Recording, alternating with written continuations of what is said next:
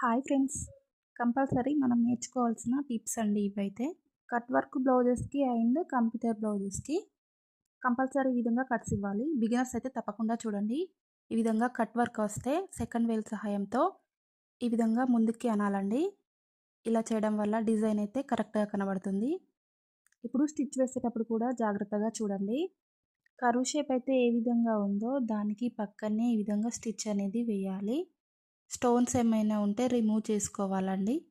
ఈ blouse stitching చేసేటప్పుడైతే 2 హ్యాండ్స్‌కి కూడా ఎక్కువ వర్క్ ఉంటుంది.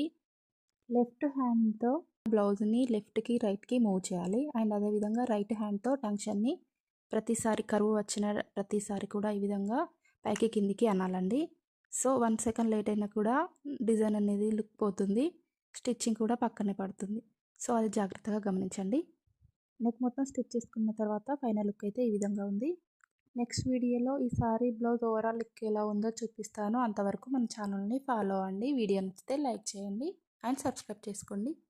చూడండి, స్టిచ్ అయితే ఆ కర్వ్స్ పక్కన ఎలా వచ్చిందో ఈ విధంగా రావాలి.